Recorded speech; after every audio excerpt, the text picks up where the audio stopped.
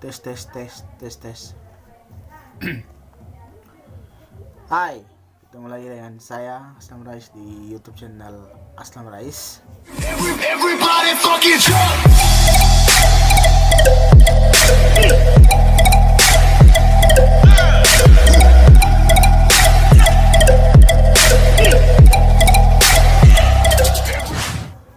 Udah lama nih saya tidak buat video karena beberapa hari kemarin saya sedang sakit dan juga saya tidak sempat membuat video karena kehabisan bahan juga mau buat video seperti apa. Selain itu saya juga sakit itu karena itu selesai vlog yang terakhir dari yang saya upload. Sebelum dari kegiatan dari vlog tersebut saya jadi sakit, kembali dari sana dari melakukan vlog tersebut. Oke, tanpa basa-basi lebih panjang lagi, jadi pada video kali ini berhubung sekarang kan sudah tahun 2021 dan otomatis penerimaan mahasiswa baru ya ataupun adik-adik yang akan lulus nanti akan mendaftar, yang akan lulus maupun yang sudah lulus di tahun-tahun sebelumnya itu pasti akan mendaftar masuk perguruan tinggi lewat beberapa jalur, diantaranya SBMPTN ya, SNPTN, kemudian ada jalur mandiri. Kalau di kampus saya itu namanya Baku Beking Pande. Kalau di kampus Unsrat ya, kampus yang di Manado itu namanya T2. Kalau di Gorontalo apa ya, saya juga kurang tahu kalau namanya di Gorontalo, mungkin tetap jalur mandiri juga situ. Dan kampus-kampus yang lain ya, itu namanya, kalau nama-nama untuk jalur masuk mandiri itu beda-beda. Tapi yang paling populer di kalangan adik-adik ya, di kalangan orang-orang yang ingin masuk ke perguruan tinggi, yang baru masuk ke perguruan tinggi, yakni SBMPTN dan juga SNPTN. Nah, selain itu SNPTN dibandingkan dengan SBMPTN adalah SNPTN itu yang lebih dulu dibuka, karena setelah SNPTN baru SBMPTN. Nah, untuk SNPTN sendiri dia itu seleksinya itu dari nilai raport kita ya. Jadi nilai raport kita, dan kita tidak akan mengikuti ujian tertulis ataupun ujian berbasis komputer, tidak. Itu kalau untuk SNPTN, yakni seleksi nasional masuk perguruan tinggi negeri. Nah, kebetulan saya memberikan informasi ini berdasarkan pengalaman pribadi saya, karena 4 tahun yang lalu, sekitar kurang lebih 4 tahun yang lalu, tepatnya tahun 2017, saya lulus SMA, kemudian mendaftar ke perguruan tinggi negeri. Itu lewat jalur SNPTN plus bidik misi. Nah, nanti sebentar saya akan jelaskan. Nah, sistem seleksi SNPTN itu yang pertama, kalau kalau saya dulu waktu mendaftar itu kami dibantu oleh salah satu operator dari sekolah kami ya, operator bagian yang mengurus hal-hal seperti ada siswa dari sekolah saya itu mau melanjutkan ke perguruan tinggi lewat jalur SNPTN ataupun SBMPTN. Nah, di situ kalau untuk SNPTN dulu kami itu yang pertama lakukan itu bersama operator di sekolah saya itu menginput nilai ya, dari semester 1 sampai semester 5. Kita dibantu oleh guru kami ya. Itu kita fotokopi nilainya, fotokopi raport ya. Ini rapot-rapot seperti ini difotokopi nilainya dari semester 1 sampai semester 5. Nah, semester 5 itu maksudnya semester 1 kelas 10, semester 2 kelas 10, semester 1 kelas 11, semester 2 kelas 11, semester 1 kelas 12. Nah, untuk semester 2-nya belum. Untuk semester 2 kelas 12.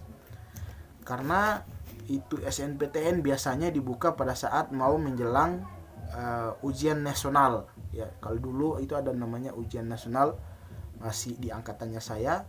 Tapi sekarang karena pandemi COVID-19, ujian nasionalnya itu sudah dihilangkan karena ya kebijakan dari Menteri Pendidikan dan Kebudayaan itu kan sekarang masih sementara pandemi COVID-19. Oke, lanjut. Nah, setelah kita input ya, dibantu oleh guru kami, operator, itu setelah diinput kemudian kita mendapatkan PIN dan CAP ya, PIN dan CAP. Itu diberikan secara online dari pihak pengelola SNPTN. Kemudian itu operator kami itu memberikan sudah di print dan sudah diberikan kepada kita masing-masing PIN dan CAP-nya. Nah, PIN dan CAP itulah kode akses password ya.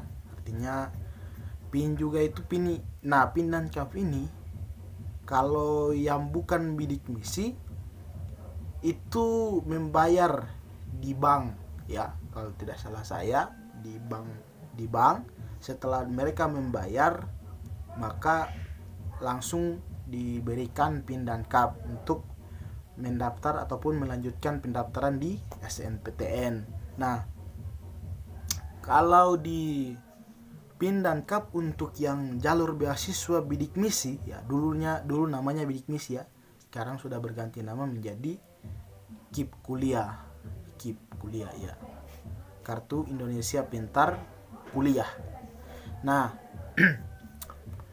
dulu kan kebetulan saya kan jalur SNPTN plus bidik misi, maka pendaftaran SNPTN dan bidik misi itu berbeda lagi. Kalau ingin mendaftar bidik misi, kalau pengalaman saya dulu itu semua saya urus. Ya lumayan banyak juga saya urus. Lain sudah saya lupa, tapi ada beberapa yang masih saya ingat. Dulu itu yang pertama yang diurus itu adalah kita melakukan pendaftaran, kemudian upload foto kondisi rumah ya, foto dari depan, dari samping, belakang, kanan, kiri, kanan, di dalam rumah, dan fotonya itu bersama saudara-saudara kita ya, foto bersama saudara-saudara kita ataupun saudara-saudara kita dan juga orang tua kita ya, itu difoto di depan rumah. Sayangnya foto-foto saya tersebut ada di laptop, tetapi laptop beberapa akhir tahun 2020 kemarin punya masalah, sehingganya file yang dalam laptop saya itu, foto-foto itu hilang ataupun terhapus ya. Oke, lanjut. Nah, setelah diupload kemudian diisi biodata itu, dan pendaftaran untuk bidik misi kalau dulu itu kalau dulu itu punya kuota-kuota begitu kalau tidak salah saya. Mohon maaf kalau salah saya. Itu tergantung dari akreditasi masing-masing sekolah ya, akreditasi sekolah kita masing-masing. Kalau akreditasi C, B, dan A itu kuotanya itu berbeda tupoksi ataupun yang akan lulus itu berbeda jumlahnya dengan sekolah-sekolah yang diakreditasi A, B, atau C ataupun yang lainnya. Nah, lanjut. Untuk pendaftaran bidik misi, nah ini sebagai bukti kalau saya lulus SNPTN ya. Ini bukti saya lulus SNPTN ya. Ini saya sekarang itu prodinya ini prodi ilmu fisika di Universitas Negeri Manado. Alhamdulillah sekarang sudah masuk semester akhir dan insya Allah dalam waktu dekat akan menyelesaikan studi ya. Oke, lanjut.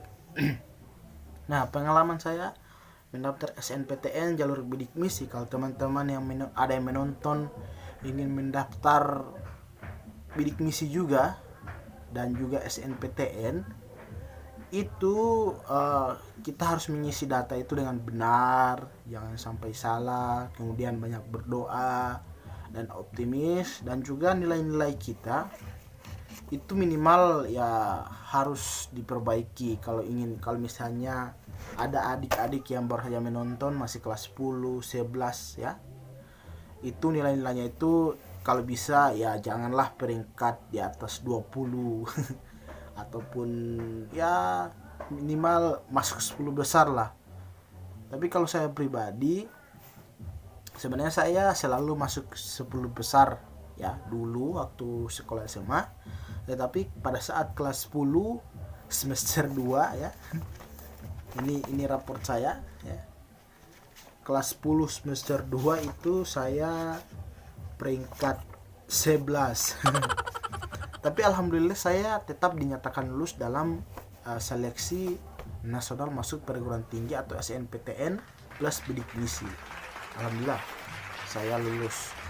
Nah, kemudian bercerita tentang SNPTN. SNPTN itu pada saat semua administrasi sudah administrasi secara online sudah dicentang dan sudah terisi semua, maka kita masuk pada pemilihan universitas dan juga program studi yang ingin kita pilih. Nah, kelebihan dari SNPTN itu ya, saya fokus berbicaranya di SNPTN saja ya. Kelebihan di SNPTN menurut pribadi saya itu dia memiliki pilihan 2 kampus ya, pilihan 2 kampus dan juga 3 program studi. Nah, saya kurang tahu sistemnya yang sekarang apakah masih sama dengan tahun 2017 kemarin pada saat saya mendaftar atau sudah berbeda. Wallahu alam. Nah, kalau dulu saya mendaftar itu di SNPTN saya memilih 2 kampus. Universitas Negeri Manado. Yang utama itu yang pertama itu kampus di dalam daerah saya, yakni Universitas Negeri Gorontalo dan juga Universitas Negeri Manado di Tondano yang sekarang saya sedang kuliahkan. Jadi saya untuk di Gorontalo, kebetulan Gorontalo itu akreditasinya A ya. Aduh, sudah bagus sekali kalau UNG. Nah, itu seleksinya cukup ketat kalau di UNG. Saya memilih PGSD dan juga bahasa Indonesia. Bayangkan dalam benak saya ya, itu untuk jurusan PGSD dan bahasa Indonesia itu saya anggap gampang masuk ke jurusan tersebut lewat jalur SNPTN ya, karena jurusan tersebut ya kalau ini ya terbilang gampang, dan juga saya mengira orang-orang yang minat di jurusan itu sedikit, tetapi malah perkiraan saya tersebut itu salah guys, salah. Saya sudah mendaftar, kemudian di Universitas Negeri Manado saya memilih ilmu fisika, prodi ilmu fisika. Nah, sebenarnya cerita sedikit di Universitas Negeri Manado ini sebenarnya kenapa saya memilih fisika. Yang pertama, fisika itu kan dulu saya kira fisika ini hanya satu konsentrasi saja, tidak ada yang namanya ilmu dan tidak ada yang namanya pendidikan. Kalau kita mau masuk ya jurusan fisika, tetapi di dalamnya itu ada pendidikan fisika dan juga prodi ilmu fisika. Nah, saya pilih yang ilmu. Setelah dinyatakan lulus dan melakukan registrasi di kampus ya, melakukan registrasi ulang, ternyata berbeda. Ini bukan pendidikan tetapi ilmu ya, tapi mau bagaimana lagi, sudah terlanjur ya saya jalani sampai sekarang, alhamdulillah sudah masuk semester akhir. Oke, next kita lanjut ke SNPTN. Nah, setelah saya mendaftar ya, kemudian beberapa setelah mendaftar di administrasi untuk bidik misi, kemudian administrasi untuk SNPTN sudah saya lengkapi, mulai dari semua diminta foto keluarga, kemudian sertifikat itu dilampirkan semua nilai-nilai, pokoknya semua saya sudah lampirkan di online. Nah, di situ beberapa bulan kemudian beberapa bulan atau beberapa minggu, pengumuman untuk SNPTN bidik misi itu sudah ada. Nah, pengumumannya alhamdulillah saya dinyatakan lulus SNPTN bidik misi di program studi ilmu fisika di Universitas Negeri Manado. Nah, saya berharap sebenarnya ya, dulu itu saya berharap lulus di Universitas Negeri Manado, Universitas Negeri Gorontalo maksudnya. Saya berharap lulusan situ karena yang saya pilih jurusan itu, saya mengira jurusan itu karena jurusan itu tidak tidak familiar, dan saya mengira juga tidak banyak yang suka. Ternyata banyak yang suka, guys, banyak sekali yang suka. Saya salah perkiraan, banyak sekali yang suka masuk di kedua jurusan ini, bahasa Indonesia dan juga PGSD. Nah, itu sebenarnya saya berharap lulus sekali di situ, tetapi karena Tuhan berkehendak lain, maka Tuhan bilang saya harus lulus di sini di program studi fisika. Alhamdulillah saya lulus plus bidik misi ya. Itu yang saya Nah, untuk bidik misi, walaupun kita di kampus saya ya, di kampus Universitas Negeri Manado, walaupun kita sudah dinyatakan lulus secara online ya, lulus secara online, tetapi di kampus saya, pengalaman dulu ya, di kampus saya itu melakukan registrasi lagi, memasukkan berkas, fotokopi pajak, fotokopi listrik, apa semua, bayaran listrik, token listrik, semua dimasukkan berkas lagi di kantor pusat ataupun rektorat ya, dilakukan registrasi melalui pengelola bidik misi Universitas Negeri Manado. Itu diseleksi lagi saudara-saudara. diseleksi lagi saudara-saudaraku ya.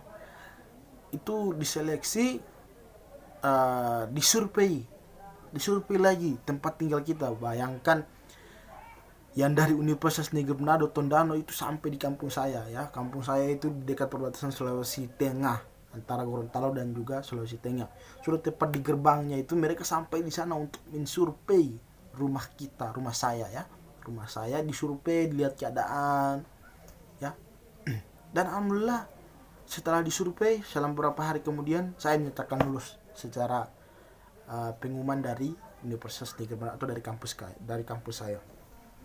Jadi pengalamannya ataupun intinya,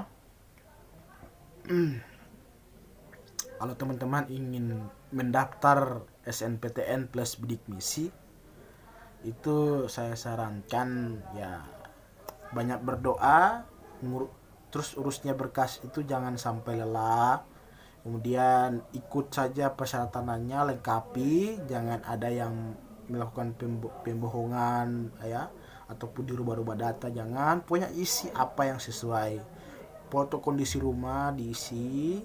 Tapi kalau untuk pengurusan KIP kuliah sekarang saya juga kurang tahu bagaimana ngurusnya, tapi saya bercerita sesuai pengalaman saya dulu itu 4 tahun lalu, tahun 2012 saya ngurusnya gitu. Kalau untuk SNPTN ya banyak berdoa, karena itu dinilai dari tingkat lulusan kita itu dilihat dari laporan ya, laporan nilai yang sudah kita input ya.